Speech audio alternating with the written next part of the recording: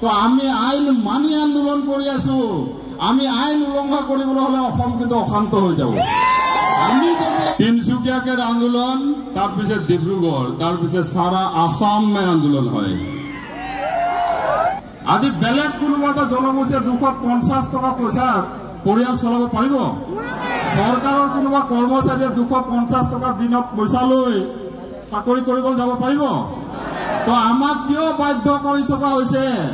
ইয়াৰ কোনো আদিত্য খাকলাৰিকাৰ দম নাই চলে। ইয়াৰ নমস্কাৰ और सभा जोहार। माने आसाम के इतिहास के सबसे जबरदस्त आंदोलन लगे। 8 अक्टूबर तिनसुकिया, आज डिब्रुगढ़। एसटी के आंदोलन 30 साल से साय बागान के लोग, यहाँ के आदिवासी लोग 30 साल से एसटी के आंदोलन चलिए है। कोनो सरकार गुरुत्व नहीं दिल। यह पॉलिटिक्स के बात भी नहीं है।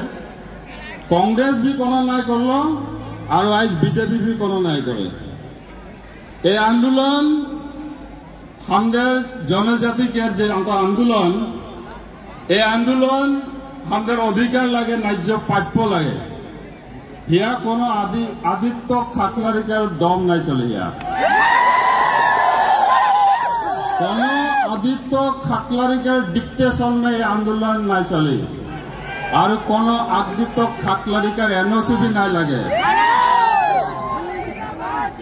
शाह जनजाति आदिवासी असम के सबसे लार्जेस्ट पॉपुलेशन, सबसे लार्जेस्ट कम्युनिटी। এখন আদিত্য খাকলারি বলি है যে আমাদের পপুলেশনটা বেশি है तो एसटी দিতে না লাগে। আর আমাদের ডিমান্ড যে আমাদের পপুলেশন বেশি তো আমাদের সমস্যা भी বেশি, তো ফার্স্ট एसटी আমাদেরকে দিতে লাগে। ফার্স্ট एसटी শাহ জনগোষ্ঠী আদিবাসীকে দিতে লাগে। এটা সরকারকে আমাদের ডিমান্ড লাগে। बीजेपी सरकार के जितना भी इंटेलिजेंस है यह हिसाब करते यदि पारा जाए, पारा हिसाब कर देते लगे किमान मानुष है। तिनसुकिया के आंदोलन, तार डिब्रुगढ़, तार सारा आसाम में आंदोलन है।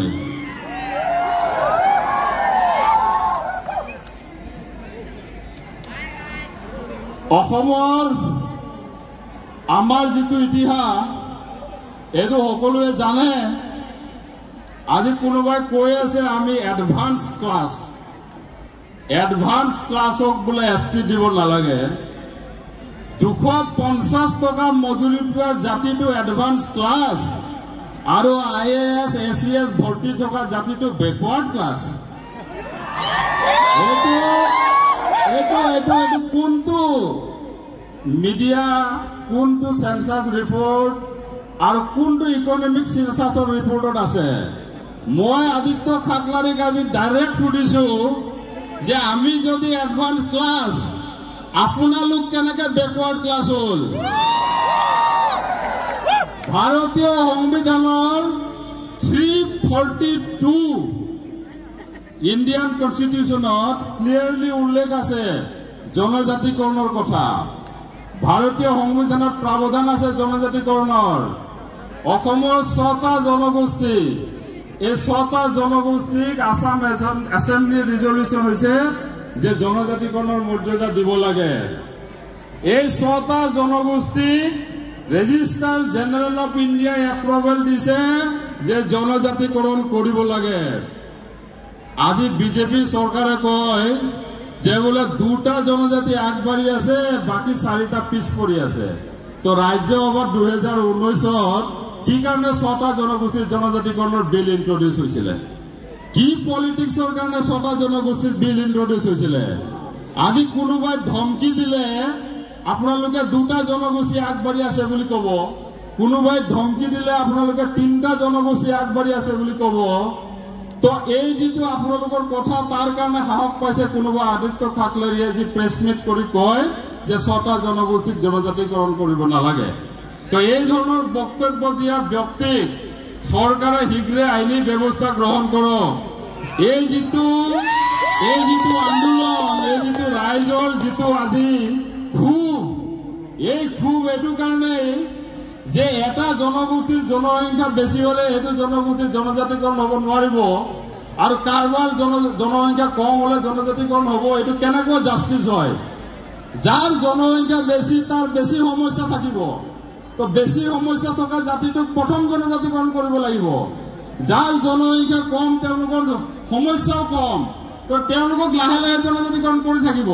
তো আমাৰ স্পষ্ট কথা যে প্ৰথম জনজাতিকৰণৰ ক্ষেত্ৰত ফাৰ্ষ্ট প্ৰায়ৰিটি চাহ জনগোষ্ঠী আদিবাসীয়ে পাব লাগিব। ফাৰ্ষ্ট প্ৰায়ৰিটি চাহ জনগোষ্ঠী আদিবাসীয়ে পাব লাগিব। কোনোবা আদিত্য ঠাকৰেয়ে ক'লে বুলি জনসংখ্যা কম থকা জনগোষ্ঠীক জনজাতিকৰণ কৰিব নোৱাৰিব। বেআইনী কাম কাৰোবাৰ দমত যদি আইনত পৰিণত হবলৈ হয়, বেআইনী কাম যদি কোনোবাই ভাবি কুদিলে আইনত পৰিণত হয়, তো আমি আইন মানি আন্দোলন কৰি আছো। আমি আইন উলংঘা কৰিবলৈ হলে অসম কিন্তু অশান্ত হৈ যাব। আমি যদি আইন উলংঘা কৰিম, অসমত কোনো পুলিচ মিলিটাৰীয়ে অসম ঠাণ্ডা কৰিব নোৱাৰিব। আমি আইনত থাকি আইনৰ গণ্ডিত থাকি আন্দোলন কৰি আছো। আৰু এই আন্দোলনটো কোনেও ভাবিব নালাগে যে শান্তিপূৰ্ণ আন্দোলনটো আমি কেতিয়াবা কাৰোবাৰ ভাবুকিত ভয় কাম। কোনোবাই ৰাতি আন্দোলন কৰে, আমি দিনত আন্দোলন কৰিছো। হিচাপ কৰিবলৈ দিগদাৰ নহয়। ৰাতিটো 2000 মানুহ 20,000 মানুহ বুলি কৈ দিব পাৰে, কোনো গমে নাপাব। মিডিয়াই চলি আছে, যি চলাই চলি থাকিব। কিন্তু ইয়াত মিডিয়াই মিছা কথা ক'ব নোৱাৰে। ইয়াত যিয়ে মিডিয়া আহক, ইয়াত কোনো মিডিয়াই ক'ব নোৱাৰে যে বোলে ইয়াত 5,000 মানুহ হৈছে। ইয়াত মিডিয়াই মিছা কথা ক'ব নোৱাৰে, কাৰণ আমাৰ আফচাৰ বিষয় বিভাগে আজি 4টা ড্ৰোন ঘূৰাই আছে ওপৰত। কোনোবাই ফাঁকি দিব বুলি সেইকাৰণে আমিও আজি 4টা ড্ৰোন ঘূৰাই ৰাখিছো ওপৰত। 6টা ঘূৰি আছে। তো এইটো 20,000 মানুহৰ আন্দোলন, 5,000 মানুহৰ আন্দোলন বুলি মিডিয়াত চলাই লাভ নাই। এইটো লাখৰ ওপৰ মানুহৰ আন্দোলন হয়। আৰু এই আন্দোলনটোক চৰকাৰে গুৰুত্ব দিয়া দৰকাৰ আছে। এই আন্দোলনটোক চৰকাৰে মৰ্যাদা দিয়া দৰকাৰ আছে। এই আন্দোলনটোৰ ভাষা চৰকাৰে বুজি পোৱা দৰকাৰ আছে। আৰু যদি বুজি নাপায়, 2026 বহুত বেছি দূৰত নাই। মাটিৰ পট্টা দিম বুলি ক'লে নহব। অৰুণোদয় 1, অৰুণোদয় 2, অৰুণোদয় 3 পাৰ হৈ গুচি গ'ল। বাগানৰ মানুহ মাটি পট্টা পালে নেকি? তো মাটি পট্টা দিম বুলি ক'লে নহব, মাটি পট্টা দিব লাগিব। আৰু অকল মাটি পট্টা নহয়, যিবিলাক ভূমিহীন মানুহ আছে তেওঁলোকক ভূমিৰ ব্যৱস্থাও কৰি দিব লাগিব। যাৰ মাটিয়ে নাই সি পট্টা ক'ৰ পৰা পাব? মাটি নাথাকা মানুহক মাটিও দিব লাগিব, তাৰপিছত পট্টা। লেণ্ডলেছ হৈ আছো লাষ্ট 200 years। অসমত কোনোবা মানুহ আছে নেকি, কোনোবা জাতি আছে নেকি, কোনোবা জনজাতি আছে নেকি যি 200 years এইটো অসমত থাকি লেণ্ডলেছ হৈ আছে? এনেকুৱা কোনো জাতি নাই। তাৰপিছত আমাক কয় বোলে এডভান্স ক্লাছ। তো কেনেকুৱা এডভান্স ক্লাছ? এইটো মই ভাবো যে কোন সেন্সাস ৰিপৰ্টত এইটো আহিছে, এইটো আদিত্য ঠাকৰে ডাঙৰীয়াই প্ৰেছ মিট দি ৰাজহুৱা কৰি দিব লাগে। কোনটো অসম চৰকাৰ, ভাৰত চৰকাৰৰ ইকনমিক সেন্সাছত অসমৰ চাহ জনগোষ্ঠী আদিবাসীৰ লাখ লাখ মানুহ, কোটি মানুহ আমাৰ অসমৰ আটাইতকৈ এডভান্স ক্লাছ বুলি ৰিপৰ্ট আহিছে, সেইটো ৰাজহুৱা কৰি দিব লাগে আদিত্য ঠাকৰে ডাঙৰীয়াই। আমি গম পাম তেতিয়া কোনটো চৰকাৰী এজেন্সিয়ে এইটো সেন্সাস কৰিছিলে। আজি অসমৰ ইতিহাসত এতিয়া কুৱেশ্যন আহিছে, এতিয়া মানুহে কয় যে এইবিলাক মানুহ বোলে আসাম অৰিজিন নহয়। আমি আসাম অৰিজিন নহয়তো কোন আসাম অৰিজিন হয়? যিকেইটা মানুহৰ অসমীয়া ভাষাক যিকেইটা মানুহে অসমৰ ৰাজ্য ভাষা কৰি ৰাখিছে, সেইবিলাক মানুহ যদি আসাম অৰিজিন নহয়, তো আজি কোন আসাম অৰিজিন হয়? আজি কোনোবা ট্ৰাইবেল সংঘই ক'ব যে এইসকল মানুহ আসাম অৰিজিন নহয়। মই কৈছো যে ছত্তীশগড়, ঝাৰখণ্ড, উৰিষ্যা আমাৰ 200 yearsত আমাৰ ৰিলেশ্যন কাটা হৈ গৈছে। 200 বছৰ অসমত আছো, অসমৰ ভাষাক আমাৰ নিজৰ ভাষা বুলি লৈছো, অসমৰ সংস্কৃতিক আমাৰ নিজৰ সংস্কৃতি বুলি লৈছো, অসমৰ কাৰণে আমি শ্বহীদ হৈছো। তাৰ পিছত আজি যদি কোনোবাই কয় এইসকল মানুহ আসাম অৰিজিন নহয়, তো কোনে আসাম অৰিজিন হ'ব? মাংৰি উৰাং মৰি গ'ল 1921ত ভাৰতৰ স্বাধীনতা সংগ্ৰামৰ কাৰণে। আজি প্ৰশ্ন উঠিব নেকি মাংৰি উৰাং আসাম অৰিজিন আছিলে নে নাছিলে? মাংৰি উৰাং 21ত শ্বহীদ হ'ল। অসমৰ প্ৰথম মহিলা শ্বহীদ, অসম উত্তৰ পূৰ্বাঞ্চলৰ প্ৰথম মহিলা শ্বহীদ আছিলে মাংৰি উৰাং। আৰু আজি এইটো জাতিক প্ৰশ্ন কৰে বোলে এইটো আসাম অৰিজিন নহয়, তো কোন হয় আসাম অৰিজিন? কি দিয়া নাই এইটো জাতিয়ে? অসম আন্দোলন, ভাৰতৰ স্বাধীনতা আন্দোলন, ভাষা আন্দোলন, মাধ্যম আন্দোলন, লাষ্ট কা আন্দোলনতো আমাৰ শ্বহীদ হৈছে। ইয়াৰ পিছত যিটো জাতিয়ে অসমক নিজৰ মাটি, নিজৰ জাতি, নিজৰ দেশ বুলি ভাবি এইখন অসমৰ প্ৰতিটো বিপদত, প্ৰতিটো সংকটত থিয় হৈছে, সেইটো জাতিক আজি কোনোবাই প্ৰশ্ন কৰিব এই জাতিটো আসাম অৰিজিন নহয়, তো কোন আসাম অৰিজিন তেতিয়াহ'লে? এইসকল মানুহক লৈ এই ধৰণৰ তুচ্ছ তাচিল্য, এই ধৰণৰ অপমানজনক বক্তব্য বন্ধ কৰিব লাগে।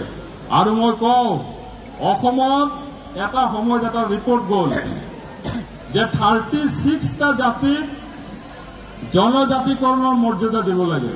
আমি সদায় ৱেলকাম কৰি আছো 36টা জাতিক জনজাতিকৰণৰ মৰ্যাদা দিয়াটো। আকসাই কেতিয়াও বাধা দিয়া নাই 36টা জাতিক জনজাতিকৰণ দিয়াটো। চৰকাৰকো আমি কৈছো যে 36টাক জনজাতিকৰণ কৰিলে আমাৰ আপত্তি নাই, কিন্তু এটা কথা কৈছো, সেই ৰিপৰ্ট ভুল আছিলে, সেই ৰিপৰ্ট শুদ্ধ ৰিপৰ্ট নাছিলে। সেই ৰিপৰ্টে আজি এই জাতিটোক দুভাগত ভাগ কৰিব আৰু এই জাতিটো এক হৈ থাকিব লাগিব। আজি ইয়াত কোনো 36 জাতি বুলি নাই, ইয়াত চব আছে, যিমান আছে চাহ জনগোষ্ঠী আদিবাসী চব আছে ইয়াত। এই আন্দোলনত অকল 36টা জাতিৰ সমৰ্থন নাই, এইটো গোটেই চাহ জনগোষ্ঠী আদিবাসী সমাজৰ সমৰ্থন আছে। আৰু সেই ভুল ৰিপৰ্টৰ কথা সদায় কৈ জাতিটোক দুভাগৰ চেষ্টা নকৰিব। সমগ্ৰ চাহ জনগোষ্ঠী আদিবাসী সমাজ 200 বছৰ আগত অসমত আহিছে।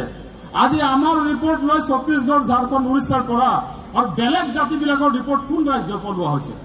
বেলেগ জাতিবিলাকক যে জনজাতিকৰণ কৰাৰ কথা কৈছে, তেওঁলোকৰ ৰিপৰ্ট অসমৰ বাহিৰৰ কোন ৰাজ্যৰ পৰা লোৱা হৈছে? আমাকো অসমৰ এটা জনগোষ্ঠী বুলি বিবেচনা কৰি অসমৰ সমগ্ৰ চাহ জনগোষ্ঠী আদিবাসী জাতিক জনজাতিকৰণ কৰিব লাগে। এইটো অসম চৰকাৰক আমাৰ আহ্বান। অসমৰ সমগ্ৰ চাহ জনগোষ্ঠী আদিবাসী জাতিক জনজাতিকৰণ কৰি এই জাতিটোক এখন অসমত এক হৈ থাকিবলৈ দিব লাগিব। এই জাতিটোক এখন অসমত ৰাজনৈতিক অধিকাৰ লৈ জীয়াই থকা জাতি কৰিব লাগিব। এইটো জাতিক অসমত সকলো ক্ষেত্ৰত আগবাঢ়ি যোৱাৰ পৰিৱেশ দি এটা জাতি হিচাপে থকাৰ ব্যৱস্থা কৰিব লাগিব। আজি অসমত 200টা বছৰে আমি ডিপ্ৰাইভ হৈ আছো, 200টা বছৰে আমি পিছ পৰি আছো, 200টা বছৰে আমি সকলো অধিকাৰৰ পৰা বঞ্চিত হৈ আছো। আমাৰ মাজত চৰকাৰী চাকৰিয়াল নাই, সামান্য চৰকাৰী চাকৰিয়াল। অন্য জাতি জনগোষ্ঠীৰ লগত যদি হিচাপ কৰা যায়, তেতিয়াহ'লে আমাৰ মাজত থকা চৰকাৰী চাকৰিয়াল আৰু বেলেগ জনগোষ্ঠীৰ চৰকাৰী চাকৰিয়াৰ মাজত আকাশ পাতাল পাৰ্থক্য থাকিব। এইটো জাতিক আজিৰ তাৰিখত আজি IS কেইজন আছে, ACS কেইজন আছে, আনকি যিটো চাহ উদ্যোগ এইটো জাতিয়ে বনালে, সেই চাহ উদ্যোগটোত মেনেজাৰ কেইজন আছে? সেই চাহ উদ্যোগটোক আজি এটা সংকটৰ কথা কৈ থকা হৈছে। গতিকে চাহ উদ্যোগ আৰু চাহ জনগোষ্ঠীৰ ৰাইজৰ কাৰণে অসম চৰকাৰে লাষ্ট আজিলৈকে 77টা বছৰত জনগোষ্ঠীটোৰ কাৰণে যিমান কাম কৰিব লগা আছিলে, যদি কৰা হলে আজি আমাৰ মাজতো হয়তো বহুত IS ওলালেহেঁতেন, বহুত ACS ওলালেহেঁতেন। বাগানত শিক্ষা ব্যৱস্থা ভাল নহয়, বাগানত স্বাস্থ্যৰ ব্যৱস্থা ভাল নহয়, সকলো ক্ষেত্ৰৰ পৰা আমি পিছ পৰি আছো। আজি 250 টকা মজুৰিত আজি বেলেগ কোনোবা জনগোষ্ঠী এটা পৰিয়াল চলাই দেখাব পাৰিব নেকি? আজি বেলেগ কোনোবা এটা জনগোষ্ঠীয়ে 250 টকা পইচাত পৰিয়াল চলাব পাৰিব? চৰকাৰৰ কোনোবা কৰ্মচাৰীয়ে 250 টকা দিনত পইচা লৈ চাকৰি কৰিবলৈ যাব পাৰিব? তো আমাক কিয় বাধ্য কৰি থকা হৈছে 250 টকাত বাগান চলাই ৰাখিবলৈ, চাহ উদ্যোগ জীয়াই ৰাখিবলৈ? চাহ উদ্যোগ জীয়াই ৰখা নহয়, অসমৰ অৰ্থনীতি জীয়াই আছো আমি। অসমৰ যিটো আটাইতকৈ ডাঙৰ পৰিচয়, সমগ্ৰ বিশ্বত অসমৰ পৰিচয় আছে চাহক লৈ, আৰু এই চাহ উদ্যোগ জীয়াই ৰাখিছে এইসকল মানুহে। কিন্তু সেইসকল মানুহে একাপ ভাল চাহ খাবলৈ তেওঁলোকৰ অকাত আজিলৈকে হোৱা নাই, সেই সুবিধা আজিলৈকে দিয়া নাই চৰকাৰে। একাপ চাহ আজি এই চাহ শ্ৰমিক যিসকল চাহ শ্ৰমিকে অসমৰ চাহক সমগ্ৰ বিশ্বত চিনাকি কৰি দিলে। আজি বিশ্বৰ যিকোনো দেশত যাওক চাহ বুলি ক'লে অসমৰ কথা ক'ব, কিন্তু সেই চাহ শ্ৰমিকক একাপ ভাল চাহ খাবলৈ অকমান ভাল চাহপাত নিদিয়ে বাগানৰ মেনেজমেণ্টে। এইটো অৱস্থাত ৰাখি থোৱা হৈছে। আমাক চৰকাৰক বাৰে বাৰে কৈ থকাৰ পিছতো বাগানৰ মালিকে তেওঁলোকৰ মনোপলিত, তেওঁলোকৰ নিজৰ দাদাগিৰিত তেওঁলোকে বাগান চলাই আছে। আজি তাৰিখত চাহ বাগানৰ মাটি আজি চাহ বাগানৰ মানুহৰ বাহিৰত থকা ব্যৱসায়ীয়ে সেই মাটিৰ পট্টা ওলাই ল'ব পাৰে, কিন্তু চাহ বাগানৰ যিসকল শ্ৰমিক তেওঁলোকে 200 বছৰ থকাৰ পিছতো আমি কিন্তু মাটিৰ পাত্তা উলিয়াবলৈ গ'লে আমাক কি কয়, চেল ডিড লাগে, আমাক কয় NOC লাগে বাগানৰ মালিকৰ। কিন্তু এনেকুৱা বহুত হাজাৰ হাজাৰ বিঘা মাটি বাগানৰ মাটি আজি বেপাৰী দালালে চাৰ্কুল অফিচাৰৰ লগত মিলি, প্ৰশাসনৰ লগত মিলি নিজৰ নামত নাম জাৰি কৰি লৈছে নাই? কিমান দালালে মাটি বাগানৰ মাটি নিজৰ নামত নাম জাৰি কৰি 5 ষ্টাৰ হোটেল 3 ষ্টাৰ হোটেল বনাই দিলে, কিমান শ্বপিং মল বনি গ'ল, কিমান হোটেল ধাবা বনি গ'ল। কিন্তু আমাৰ মানুহে, বাগানৰ মানুহে আজি 1 ইঞ্চি মাটি বিচাৰিলে তাত লাগিব বাগানৰ মালিকৰ NOC। কিন্তু কোনোবা বাহিৰা মানুহে ধাবা খুলিবলৈ, হোটেল খুলিবলৈ, নাৰ্ছিং হোম খুলিবলৈ কোনো NOC দৰকাৰ নাই। আমাৰ মানুহক NOC লাগে, কিন্তু ইয়াত নাৰ্ছিং হোম খুলি থকা ডিব্ৰুগড়ৰ যিকেইটা ডাঙৰ ডাঙৰ বেপাৰী আছে সিহঁতক NOC নালাগে। এইটো কেনেকুৱা নিয়ম? আজি ইয়াত ডিব্ৰুগড়ৰ বাগানৰ মাটি দখল কৰি ইয়াত বিজেপিৰ অফিচ বনি যাব পাৰে, কিন্তু বিজেপিৰ অফিচ চলা এইটো চৰকাৰে বাগানৰ মাটি দখল কৰি বিজেপিৰ অফিচ বনাই লৈছে, কিন্তু বাগানৰ মানুহটোক পট্টা দিবলৈ সিহঁতৰ দুনিয়াৰ নিয়ম দেখায়। তো এইটো কি কথা হয়? আৰে ভাই, যদি বাগানৰ মাটিত আপোনালোকে নিজে অফিচ বনাব পাৰে, তো সেই বাগানত থকা চাহ শ্ৰমিকজনক মাটিৰ পট্টা দিব নোৱাৰা কি আইন থাকিব পাৰে? তেনেকুৱা কি আইন আছে যে আপোনালোকে অফিচ বনাব পাৰে, আপোনালোকে ভাল পোৱা মানুহক নাৰ্ছিং হোম বনাবলৈ বিঘাই বিঘাই মাটি আপোনালোকে দি দিব, কিন্তু আমাৰ মানুহক আপোনালোকে মাটি দিব নোৱাৰে? এইটো নীতি মানি লোৱা নহ'ব। আৰু চৰকাৰক স্পষ্টভাৱে কৈছো যে চাহ শ্ৰমিকক অকল মাটিৰ পট্টা দিলে নহ'ব, ভূমিহীন চাহ শ্ৰমিকক ভূমিও দান দিব লাগিব, ভূমিও দিব লাগিব। তেতিয়াহে চাহ শ্ৰমিক ৰাইজ এখন অসমত আমাক নহ'লে সদায় প্ৰশ্ন কৰি থাকিব, এইসকল মানুহ আছাম অৰিজিন নহয়, এইসকল মানুহ খিলঞ্জীয়া নহয়। গতিকে আমাক ভূমিৰ অধিকাৰ দিব লাগিব, আমাক জনজাতিকৰণ লাগিব, চাহ শ্ৰমিকৰ মজুৰি বৃদ্ধি হ'ব লাগিব, চাহ বাগিচাৰ ল'ৰা ছোৱালীয়ে চৰকাৰী বেচৰকাৰী সকলো ক্ষেত্ৰত সংস্থাপন পাব লাগিব। আৰু চাহ শ্ৰমিকসকলে অসমত সদায় 3rd ক্লাছ চিটিজেন হৈ থাকিব নালাগিব। আমি সদায় 3rd ক্লাছ চিটিজেন হৈ থাকিব নিবিচাৰো। আমি অসমৰ প্ৰতিটো জাতি জনগোষ্ঠীৰ সমানে আমিও আগবাঢ়ি যাব বিচাৰিছো। আৰু সেইকাৰণে চৰকাৰক আহ্বান যে এই জনগোষ্ঠীটোৰ যিবিলাক মূল দাবী, সেই দাবীবিলাকক আওকাণ কৰাৰ, সেই দাবীবিলাকক কম গুৰুত্বপূৰ্ণ বলে বহাবাৰ দুঃসাহস নকৰিব। এই যিটো মানে আজি আন্দোলন তিনিচুকীয়া ডিব্ৰুগড়, মানে এইটো আপাৰ আছামৰ আন্দোলন হয়। এই আপাৰ আছাম গোটেই উজনি অসমৰ আন্দোলন। এইটো এটা ডিষ্ট্ৰিক্টৰ আন্দোলন নহয়। অসমৰ চৰকাৰে এইটো আন্দোলনক বুজি পোৱা দৰকাৰ আছে, খুব বুজি পোৱা দৰকাৰ আছে। সেইকাৰণে মই মুকলি আহ্বান জনাইছো, তিনিচুকীয়াৰ পিছত আন্দোলন ডিব্ৰুগড়, ইয়াৰ পিছত সমগ্ৰ অসম হ'ব। তাৰ আগতে চৰকাৰে এই দাবীবিলাকক লৈ, গুৰুত্ব সহকাৰে লৈ এই দাবীবিলাকক কাৰ্যকৰী কৰিবলৈ মই আহ্বান জনাইছো। আৰু আজি এই আন্দোলনত ইয়াত থকা, এই আন্দোলনত সহযোগ কৰা অসম চাহ মজদুৰ সংঘ, আদিবাসী ছাত্ৰ সন্থা, জাতীয় মহাসভা, 36 জাতি পৰিষদ আৰু সকলোকে মই আশ্বাৰ ফালৰ পৰা কৃতজ্ঞতা জনাইছো। এইটো কাৰণে যে এই একতাটোৱে এই জাতিটোক দৰকাৰ আছিলে, এই জাতিটোক এই একতাটো দৰকাৰ আছিলে। আৰু এই একতাটো ৰাখি থোৱাটো দৰকাৰ, কাৰণ আমি যিমানে ভাগ হ'ম সিমানে বেলেগে সুবিধা ল'ব। আমি এক হৈ ফাইট কৰিব লাগিব। এক হৈ আমি যেতিয়া ফাইট কৰিম, আমাক ৰাখিব পৰা শক্তি এইটো অসমত কোনো নাই। আমাক ৰাখিব পৰা শক্তি কোনো নাই এইটো অসমত। খালি আমি ইউনাইটেড হৈ থাকিব লাগিব। আৰু ইউনাইটেড হৈ থকাৰ এই যিটো আজিৰ আন্দোলনে যেটো পৰিবেশ বনাইছে সেই পৰিবেশটো সদায় অসমত থকা দৰকাৰ আছে। মই এইটো আহ্বান জনাই সকলোকে মোৰ অসম চাহ জনজাতি ছাত্ৰ সন্থাৰ তৰফৰ পৰা কৃতজ্ঞতা জনাইছো, ধন্যবাদ জনাইছো। আৰু নিশ্চিতভাৱে এই আন্দোলনে আমাৰ ন্যায্য প্ৰাপ্য, আমাৰ অধিকাৰক নিশ্চিতভাৱে আমাক প্ৰদান কৰিবৰ কাৰণে চৰকাৰখনক বাধ্য কৰিব বুলি আশা কৰি মই মোৰ বক্তব্য সামৰিছো।